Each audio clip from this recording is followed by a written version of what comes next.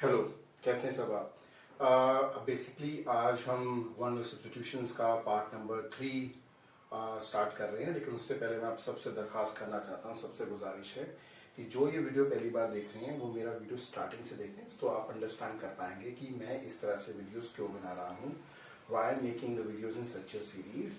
और आपको जो चीज़ें हैं वो बिल्कुल स्टार्टिंग से समझ में आएंगी कि हम इस सीरीज में क्यों चल रहे हैं। Why we have first start with idiom and phrases, then we have done the root words and now we are doing the one word substitutions, और उसके बाद जो है सिनोनिम मेंटेनेंस करेंगे। तो हम ये सीरीज क्यों चल रहे हैं, इसके लिए आपको पहले वीडियो से मेरे सारे के सारे वीडियोस देखने चाहिए। अगर आपको कोई भी दुविधा हो, कोई भी परेशानी, if you have any concerns, please feel free to write on the comment section. आप प्लीज कमेंट सेक्शन में लिखें। Now we going to start with the part 3 of one word substitutions. Fine? Okay. So the first one for the day is funambulist.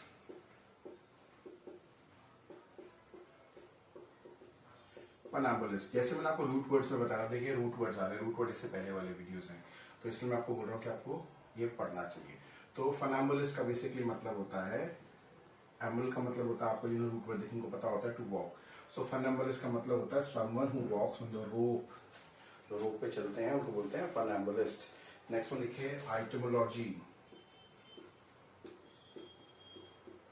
आइटमोलॉजी, अब आइटमोलॉजी basically क्या होता है, words की जो history होती है, उनका जो ओरिजिन होता है, उनकी जो स्टडी होती है, उसको बोलते हैं आइटमोलॉजी। लॉजी मतलब स्टडी, आपको जिन्हें रूट वर्ड पर उनको पता लग गया, लॉजी मतलब स्टडी है, मतलब समथिंग रिलेटेड टू स्टडी है ना, इसलिए रूट वर्ड्स इंपॉर्टेंट है। मैं दोबारा ये आपको रेफरेंस नहीं दूंगा कि आपको पुराने वाले वीडियोस क्यों पढ़नी चाहिए, अब आपको समझ में आ गया वो दो में। सो आइटमोलॉजी का मतलब होता है study of history and origins of words. Next लिखें लिंग्यूलॉजी। अब लॉजी दोबारा स्टडी से रिलेटेड हो गया, तो लॉजी मतलब लिंग्यू मतलब आपको पता है लैंग्वेज। सो यू का मैंने आपको बताया था, सॉरी ओ का मैंने आपको बताया था कि जो बेसिकली यूज होता है, ये कनेक्टर की तरह यूज होता है। कौन कौन से वर्ड्स होते हैं वो मैंने प्रीवियस वीडियोस में बनाया है, राइटिंग में कि कौन कौन से वर्ड्स होते हैं जो एज ए कनेक्टर होते हैं। तो study of language, this is linguology. Okay, next one लिखें verbose. Verbose stand for someone who speaks a lot, जो बहुत बोलता है। वर्ब मतलब मैंने आपको बताया था वर्ड होते हैं, वर्बल टेस्ट होता है ना, देखिए दोबारा रूट वर्ड आ रहा है, हर एक में रूट वर्ड आ रहा है, तो इसलिए आपको समझना पड़ेगा। वर्बोस मतलब one someone who speaks a lot, तो इसलिए रूट वर्ड्स बहुत इंपॉर्टेंट हैं, प्लीज उनको एक बार देखिए। नेक्स्ट लिखें एंथोलॉजी। अब यहाँ पर दो वर्ड्स हैं, एक है लॉजी ऑफ, एंथ मतलब होता है बेसिकली पोएम्स और शॉर्ट स्टोरीज, इसलिए एंथम बोलते हैं, नेशनल एंथम, ये नेशनल पोएम है हमारी, ठीक है। तो स्टडी ऑफ शॉर्ट स्टोरीज, उनकी जो डिफरेंट लोगों ने लिखा हो, उनकी जो स्टडीज होती है, उनका जो कलेक्शन हम बनाते हैं, उनकी स्टडी जो है उसको करने को बोलते हैं एंथोलॉजी। नेक्स्ट लिखें cartography. I will not be rubbing this one, so next one is cartography. Cartography, अब ग्राफी मतलब मैंने आपको बताया था राइटिंग होती है ना, किसी चीज को लिखना या किसी चीज को बनाना। तो बेसिकली क्या है ये कार्टोग्राफी, कार्ट मतलब होता है मैप्स, रूट वर्ड्स में जाएंगे तो आपको पता लगेगा। कार्टोग्राफी होता है art of making and drawing maps. Fine, next लिखें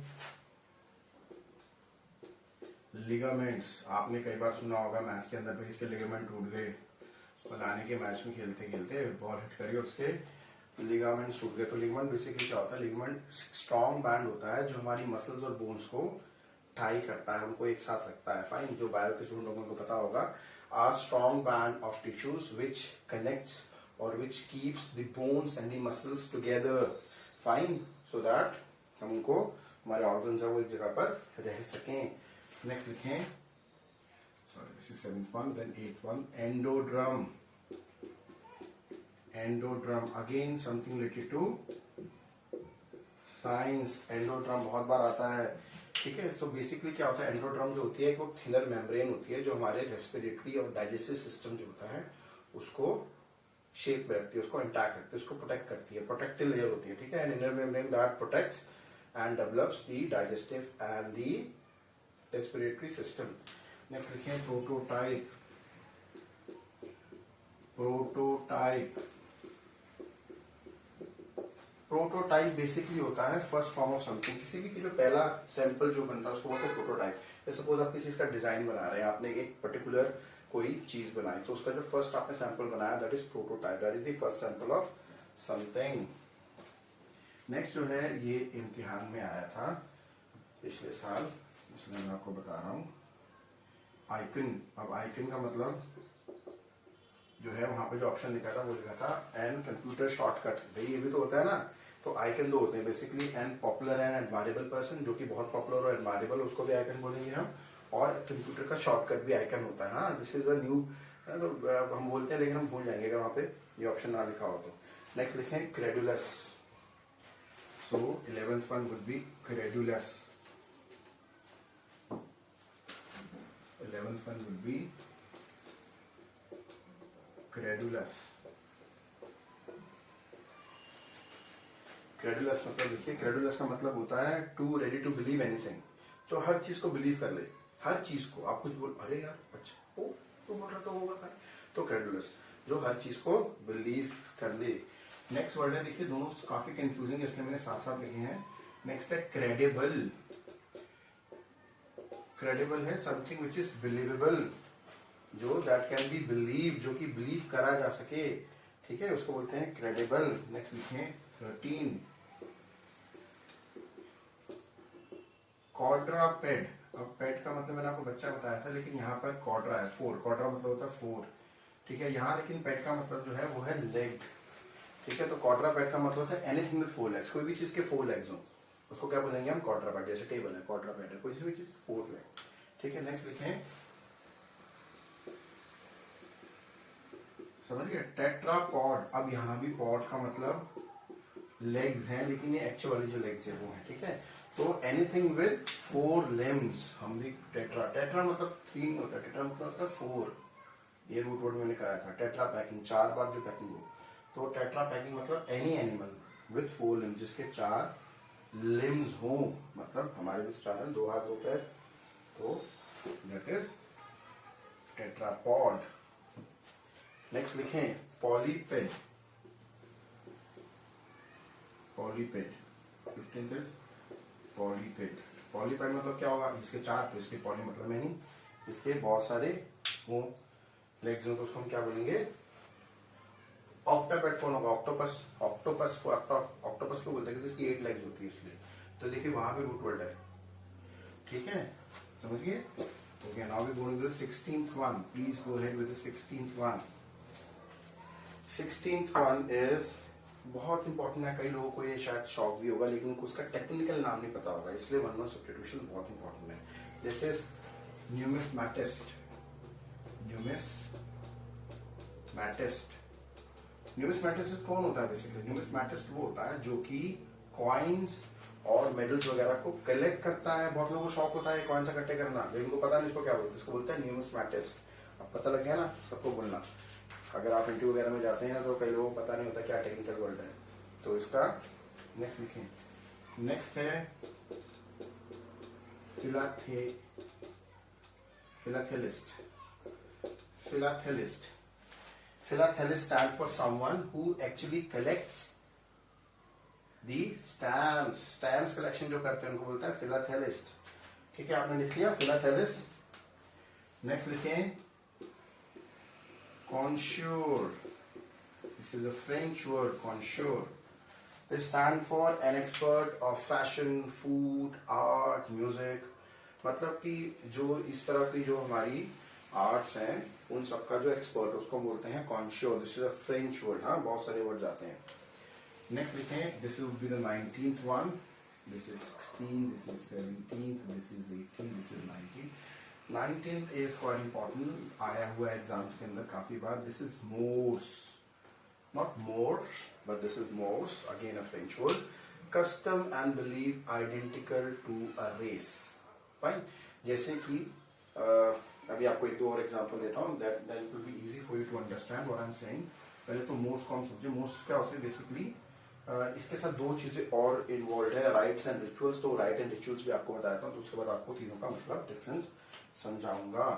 अब 20 में जाएं आप। 20 बेसिकली क्या है, 20 इज रिलीजियस सेरेमनीज को हम क्या बोलते हैं, rites. Rites are known as religious ceremonies, जो रिलीजियस हमारी बेसिकली जो सेरेमनीज होती हैं उनको हम क्या बोलते हैं, राइट्स बोलते हैं, ठीक है। तो religious ceremonies, I will write this word again, CEREMONIES, religious ceremonies known as rites, right. तो रिलीजियस सेरेमनीज को बोलते हैं राइट्स। इसके बाद जो वर्ड्स हैं वो लिखें, तो ये 19 नहीं बिटा रहा क्योंकि ये तीनों वर्ड कनेक्टेड हैं। 19 is ritual, sorry 21 is ritual, है ना, सॉरी 21 इज रिचुअल। तो जब हम बात करते हैं रिचुअल्स की, तो ये action performs in a right है। जो action perform in a right वो क्या होता है, इनको बोलते हैं हम रिचुअल्स। जो हम किसी सेरेमनी में, जैसे सपोज कोई सेरेमनी है, रिलीजियस सेरेमनी है ना, धार्मिक कोई भी हो रहा है, तो उसके अंदर हर एक की पूजा का काम करने, पूजा करने का तरीका अलग अलग होता है। तो पूजा करने का अलग अलग तरीका जो है वो तो क्या हो गया, रिचुअल हो गए। और किसी एक स्थान पर, किसी पर्टिकुलर जगह पर पूजा का जो तरीका है बिल्कुल ही अलग है, बिल्कुल ही अलग है उस रेस का। फॉर एग्जाम्पल हम बात करते हैं जूश लोगों की, तो जूश लोगों की पूजा करने का जो स्थान होता है, जो पूजा करने का तरीका होता है वो बिल्कुल ही अलग होता है, बिल्कुल ही डिफरेंट होता है। तो बिल्कुल डिफरेंट हो गया तो वो उनके लिए क्या है, वो मोर्स है, because this is a different practice to particular to a race. एक पर्टिकुलर संप्रदाय के लिए एक डिफरेंट प्रैक्टिस है वो, ठीक है। नेक्स्ट लिखिए 20, अभी समझ में आ गया, वेरी गुड। अगर नहीं आया तो please right in the comment section. Next one लिखिए 22nd, 22nd स्टैंड फॉर रेटिसेंस। रेटिसेंस क्या होता है, CENCE, this is RETICENCE. Reticence basically stand for art of being uncommunicable, जो अनकम्युनिकेट हो जाता है, so reticence. Come on talk to me, आप बोल क्यों नहीं रहे, चुप क्यों हो गए, ठीक है। नेक्स्ट लिखें 23rd, बहुत इंपॉर्टेंट है, दिस इज इन। ये जो मैंने लगाया है, ये जान के लगाया है। कई बार आपको ये लगता होगा कि ये डैश को लगाया है, ये डैश वैसे तब तक लगता है जब तक ये पर्टिकुलर वर्ड जो है वो जस्ट ना हो जाए लोगों की नॉर्मल, जैसा कोई पुराने बुक उठा के देखे तो उसमें बिकम ऐसे लिखा होगा, बी डैश, क्योंकि ये वर्ड उस वक्त इजाद हुआ था, ठीक है। तो उस वक्त इजाद हुआ था, तो उस वक्त क्योंकि इसको बहुत लोग जानते नहीं थे कि दोनों को, दो शब्दों का कॉम्बिनेशन, इसलिए कुछ टाइम तक जितनी भी ऑथेंटिक बुक्स होती हैं ऑक्सफोर्ड वगैरह की, उसके अंदर इस तरह से आता है। तो ये बेसिकली बी और ये डैश होगा, तो ये फिर धीरे धीरे जब लोगों को लगता है आ जाता है तो हट जाता है और ये वर्ड ऐसे लिखा जाता है। तो ये इन जो है यहाँ पर basically is in prefix use हुआ है, बट हम इसको अब मिटा देते हैं। Next word is incorrigible. अब इनकॉरिबल मतलब बेसिकली क्या होगा, habits that can not be changed, ऐसी चीज जो चेंज नहीं हो सकती, इनकॉरिबल। 24, वैसे ऐसी कोई चीज़ नहीं होती, बिकॉज हर चीज़ माइंड पे डिपेंड करती है। और एक बार किसी ने कहा था कि if you can not change your mind, do you think you still have one with you, यानी कि अगर अपना दिमाग आप चेंज नहीं कर सकते तो क्या आपके पास दिमाग बाकी है। Next is इनकॉरिबल। नेक्स्ट लिखें इन डी फैटिगेबल। इनडिफैटिगेबल होता है, इन मतलब नहीं, डिफैटिगेबल मतलब थक जाना, जो ना थकते कभी काम करता रहे कंटिन्यूअसली, सतत। So someone who never gives up और who never get tired of doing something, तो उसको बोलते हैं इनडिफैटिगेबल। फाइन, नेक्स्ट लिखें notorious. This one would be the last for this part. Notorious आपको पता होगा क्या होगा, आपके आसपास स्कूल्स में, कॉलेजेस में या फिर आस पड़ोस में कोई ना कोई बच्चा होगा जो कि नोटोरियस, उसको नोटोरियस नोटोरियस नोटोरियस बोलते हैं, but this is not the right word. वो उसको हम बेसिकली मिस्चीवियस बोल सकते हैं। The right word for that person is mischievous unless and until is harming someone, क्योंकि नोटोरियस मतलब होता है something famous for being bad. Mischievous is better, mischievous की मिस्चीवियस शरारती है, ठीक है। तो समझिए, है ना, आपने उसको नोटोरियस बोल दिया, उसको इंग्लिश पकड़ करेगा, I am not notorious, I am mischievous man, I am not notorious, for God sake I am mischievous, शरारती हूं मैं, नोटोरियस नहीं। Anyhow, thank you so much for the day. This is the part 3rd of one of substitutions, and we will be following with the second part, the 4th part very soon. Thank you so much. Have a nice day, and please again the same request. You know what I'm going to say now. So please do that, huh? And tell your friends to do it. Thank you so much. May God bless you all.